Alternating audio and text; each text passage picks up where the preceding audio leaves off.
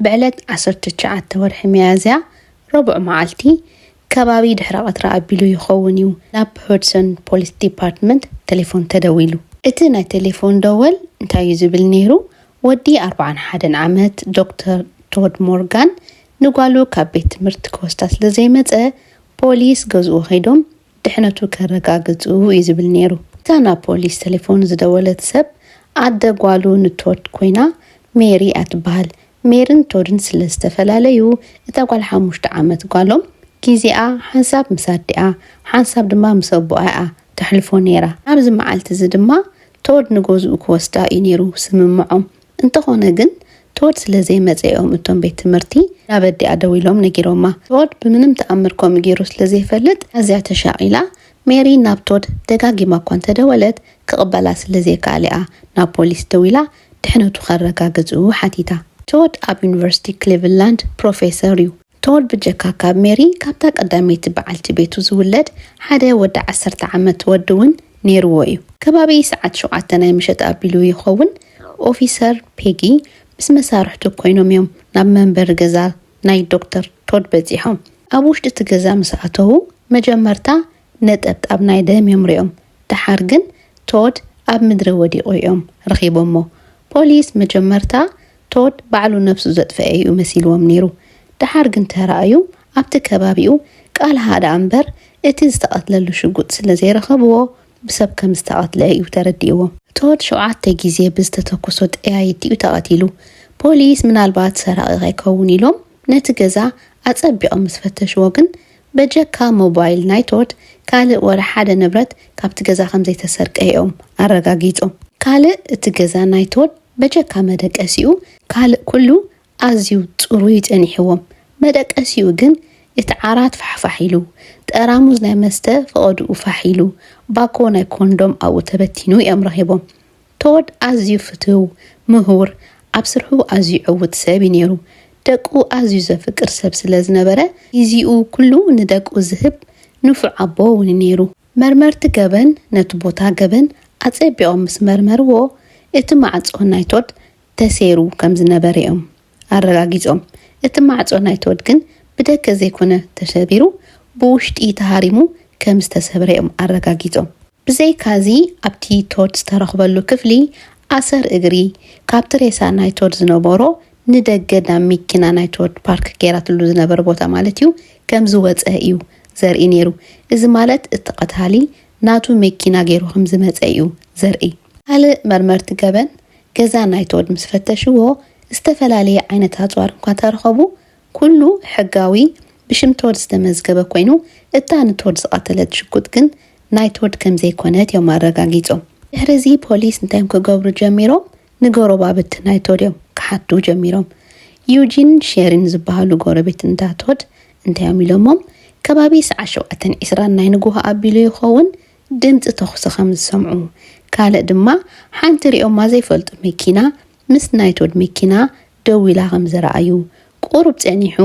ሓደ ሰብ ካብታ መኪና ባኮ ዝመስል ዝኾነ ነገር ሒዙ ናብቲ ገዛ ካኣቱ ከሎ ከም ዝረኣዩ ብድሕሪ ድማ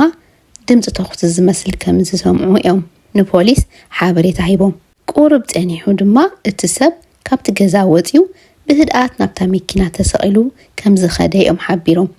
እቲ ሰብ ከመይ ከም ዝመስል ሪኦሞ እንተኾይኖም ፖሊስ ምስ ሓተትዎም ድማ እቶም ጎረቤት እንዳ ቶድ እንታይም ኢሎሞም እቲ ሰብ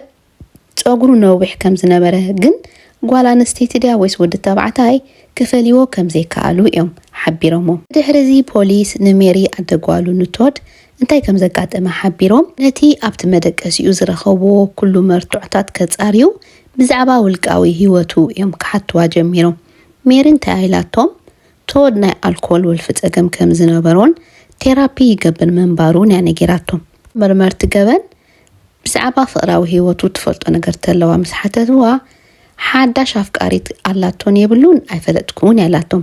ፖሊስ መርመራኦም ምስ ቀጸሉ ኣብቲ ቶድ ዝተቐትለሉ መዓልቲ ሰዓት 7:20 ኣቢሉ ይኸውን ካብ ናይ ቶድ መንበሪ ገዛ ናብ 911 ቴሌፎን ተደዊሉ መንባሩ እንተኾነ ግን ኣብ መስመር ወላ ሓደ ሰብ ከም ዘይነበረ እዮም ፈሊጦም ፖሊስ እቲ ደወል ብጌጋ ዝተፈጸመ ደወል ምዃኑ እዮም ጠርጢሮም ድሓር እንታይም ገይሮም ዋና ናይታ ቁጥሪ ቴሌፎን ክፍትሹ ጀሚሮም ዋና ናይታ ቴሌፎን ቁጥሪ ቲያራ ሲዮባን እትበሃል ነዋሕ ቀጣን ነዊሕ ፀጉራ ሲልቨር ሕብሪ ዘለዋ መኪና እትሕዝ ሰበይቲ ምዃና እዮም ፈሊጦም ንፖሊስ ዘይበርሃሎም ነገር ግን ርክብ ናይ ቲያራን ናይ ቶድን እንታይ ምዃኑ እዩ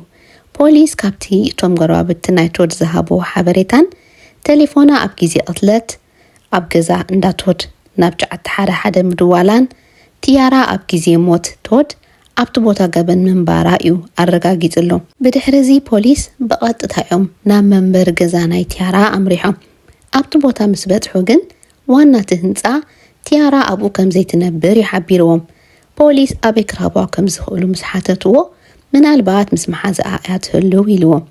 እንተኾነ ግን ፖሊስ ንቲያራ ክረኽቧ ስለዘይከኣሉ መፈተሽ ፍቃድ ኣውፂኦም ቅስቃሳት ናይ ቴሌፎና እዮም ክከታተሉ ጀሚሮም ፖሊስ ናይ ቲያራ ናይ ቴሌፎና ዳታ ክፍትሹ ምስ ጀመሩ ኣብቲ ቶድ ዝተቐትለሉ መዓልቲ ቴሌፎናን ናይ ቶድ ቴሌፎንን ድሕሪ 5 ደቓይቕ ቅትለት ምፍጻሙ ኣቢሉ ይኸውን ካብቲ ቦታ እንዳቶድ ገዛ ማለት እዩ እንዳ ማሲዶንያ ዝበሃል ቦታ ክጓዓዛ ከም ዝጀመረ እሞ ኣብ መንጎ ግን ናይ ቶድ ቴሌፎን ምንቅስቃስ ከም ዘቋረፀት እዮም ኣረጋጊፆም ፖሊስ ቴሌፎን ናይ ቶድ ንኽረኽቡ ብዙሕ ፃዕሪ እኳ እንተገበሩ ክረኽበዋ ግን ኣይከኣሉን ብድሕሪዚ ፖሊስ ንቲያራ ኣብ እንዳ ሓፍታ ገዛ ከይዶም እዮም ረኺቦማ እታ ኣብ ኣፍ ደገ እንዳቶድ ደው ኢላ ጎረባብቲ ዝረኣይዋ ሲልቨር መኪና ኣብ እንዳ ሓፍታ ኣፍ ደገ እያ ደው ኢላ ፀኒሓቶም ሽዑ ፖሊስ ንቲያራ ክምርምርዋ እዮም ናብ እንዳ ፖሊስ ሒዞማ ከይዶም ፖሊስ ንቲያራ ክምርምርዋ ምስ ጀመሩ ግን ናይ ቲያራ ካልእ ጉድዮም ኣውፂኦም ንሱ ድማ እንታዩ ቲያራ ኣብ 2021 ዓመተ ምህረት ኣብ ክሊቭላንድ ኣብ ዝበሃል ቦታ ኣብ ዝተፈጸመ ቅትለት ቀንዲ ጥርጥርቲ ምንባራ እዩ ነዚ ብኸመይ ፈሊጦሞ እቲ ቃልሃ ናይ ቶድ ዝተቐትለላ ሽጉጥ ምስታ ኣብቲ ክሊቭላንድ ዝተፈጸመ ቅትለት ዝተረኸበ ቃልሃ ሓደ ምዃኑ ምስ ኣረጋገፁ እዩ እቲ ኣብ 2021 ዝተፈጸመ ቅትለት እቲ ግዳይ ንቲያራ ዓርካ ዝነበረ ኮይኑ ጥርጥርቲ ድማ ቲያራ ኣኔራ ወላ እኳ እቲ ቅትለት ዝተፈጸመትላ ሽጉጥ ብሽም ቲያራ ዝተመዝገበት ነበረት እንተኾነ ግን ፖሊስ ነቲ ገበን ቲያራ ከም ዝፈጸመቶ ዘረጋግጽ እኹል መርትዖ ስለ ዘይነበሮም ኣብ ትሕቲ ቀይዲ ከእትዋ ኣይከኣሉን ነይሮም ፖሊስ መርመራኦም ምስ ቀጸሉ ኣብ ግዜ ቅትለት ቶድ ናይ ቲያራ ኣስር ጎማ ናይ መኪናኣ ቴሌፎና ኣብ ቦታ ቅትለት ከም ዝነበረት ካልእ ድማ ኣብ ቦታ ቅትለት ዝተረኽበ ኣስር ርጋፅ ጫማ ናይ ቲያራ ምዃኑ እዮም ኣረጋጊፆም ፖሊስ ናይ ቲያራ ፌስቡክ ኣካውንት ምስ ፈተሹ ቲያራ ቅድሚ ቁርብ ኣዋርሕ ፖስት ኣብ ዝገበረቶ ስእሊ ጌራቶ ዝነበረት ጫማ እተን ኣብ ቦታ ገበን ዝተረኽባ ኣስር ጫማ ከም ዝኾና እውን እዮም ኣረጋጊፆም ካልእ ፖሊስ ናይ ቲያራ መኪና ካብ ቦታ ገበን ክትከይድ ከላ ብመቆፃፀሪ ካሜራ ናይ ጎደና ከም ዝተረኣየት እውን እዮም በፂሖሞ ኣብ መወዳእታ መርመርቲ ገበን ዲኤንኤ ናይ ቲያራ ኣብ ቦታ ገበን ማለት ኣብ ገዛ ናይ ቶድ ኣብ ዝተረኽበ ተረፍ ሽጋራን ኮንዶምን እዮም እውን ረኺቦሞ መርመርቲ ገበን ንቲያራ ክምርምሯ ምስ ጀመሩ ቲያራ ዶክተር ቶድ ዝበሃል ሰብ ፈፂማ ከም ዘይትፈልጥ እያ ክሒዳ ቶድ ዝበሃል ሰብ ኣይፈልጥ ናብቲ ትብልዎ ዘለኹም ቦታ እውን ከይደ ኣይፈልጥን እየ ኢላ ኣቕቢፃቶም መርመርቲ ገበን ግን ቲያራን ቶድን ኣፕዴቲንግ ኣፕ ከም ዝተራኸቡ ዝገብርዎ ዝነበሩ ቻት ኮነ ቪዲዮ ኮልስ ኣብቲ ናይ ዓማዊላ ሊስት እውን ናይ ቶድ ሽም ከም ዝነበረ ኩሉ መርትዖታት ኣኪቦም እዮም ነይሮም ቲያራ ስርሓ ፕሮስቲቱሽን ማለት ብገንዘብ ምስ ኣብ ኦንላይን እትረኽቦም ሰባት ኣብ ገዝኦም ከይዳ ምስኦም ትድቅስ ከም ዝነበረት እዮም ፈሊጦም ዶክተር ቶድ ኣብቲ ዝተቐትለሉ መዓልቲ ናብ ናይ ቲያራ ካሽ ኣፕ $50 ከም ዝሰደደላ እውን ፖሊስ በፂሖም እዮም ንሱ ጥራይ ዘይኮነ ድሕሪ 20 ደቓይቕ ቶድ መቕታሉ ካብ ናይ ቶድ ኣካውንት $1,000 ናብ ናይ ቲያራ ካሽ ኣፕ ከም ዝተሰደደ እንተኾነ ግን ነቲ ገንዘብ ንኽሰጋገር ቶድ ናይ መወዳእታ መረጋገፂ ክገብረሉ ስለ ዝግባእ ሰዓት 7 ፈርቓን ምስ ኮነ ናብ ናይ ቶድ ቴሌፎን መሰጅ ከም ዝመፀ እንተኾነ ግን ኣብቲ ግዜቲ ቶድ ብሂወት ስለ ዘይነበረ ነቲ ገንዘብ ንኽሰጋገር መረጋገፂ ስለ ዘይገበረሉ እቲ ገንዘብ ናብ ናይ ቲያራ ካሽ ኣፕ ክሰጋገር ኣይከኣለን መርመርቲ ገበን እቲ ኩሉ መርትዖታት ዝኣክብዎ ንቲያራ ወላ እኳ እንተረኣይዋ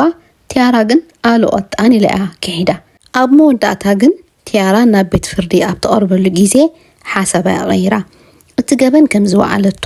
ክትእመን እሞ ፍርዳ ን23 ዓመታት ማእሰርቲ ክትፍረድ ድሕሪ 23 ዓመት ድማ ናይ ይግባይ መሰል ክወሃባ ተሰማሚዓ ጠንቅሞት ናይ ቶድ ወላ እኳ ንሱን ቲያራን ጥራይ እንትኾኑ ዝፈልጥዎ ድሕሪ ሞት ቶድ ቲያራ ካብ ናይ ቶድ ኣካውንት $1,000 ክትሰርቕ ምፍታና ግን ንገንዘብ ክትልሎ ትኸውን ቀቲላቶ ክትብል እዩ ዝገብረካ እንተኾነ ግን ኣብቲ ገዛ ብዙሕ ክስረቕ ዝኽእል ክቡር ንብረት ነይሩ እዩ ቲያራ ግን ቴሌፎን ናይ ቶድ ጥራይ ሰሪቓ ክትከይድ ወሲና እዙውን ሓደ ካብቲ ነዚ ጉዳይ ሕልኽላኽ ዝገብሮ ነገር እዩ ዶክተር ቶድ ኣዝዩ ምሁር ንደቁ ንፎ ዓቦ ዝነበረ ሰብ እኳ እንተኾነ ሕቡእ ምስጢር ከም ዝነበሮ ግን ድሕሪ ሞት እዩ ተቓሊዑ ንሱ ድማ ኣዝዩ ከቢድ ናይ መስተ ወልፊ ከም ዝነበሮን ኣብ ኦንላይን ምስ ረኽበን ብገንዘብ ምስ ዝድቅሳ ሰባት ናይ ምርኻብ ልምዲ ከም ዝነበሮን እዩ ተቓሊዑ እዚ ኮይኑ እቲ ከምዚ ኢሉ ብዘይጠቅም ነገር ህይወት ሰብ ክጠፍእ ኣዝዩ ዘሕዝን ፍጻሜ እዩ ንሎሚ ዘዳለኹልኩም ታሪኽ እዚ ይመስል ነይሩ ኣብ ቀጻሊ ባህለ ታሪኽ ክሳብ ዝምለሰኩም ሰናይ ቅነ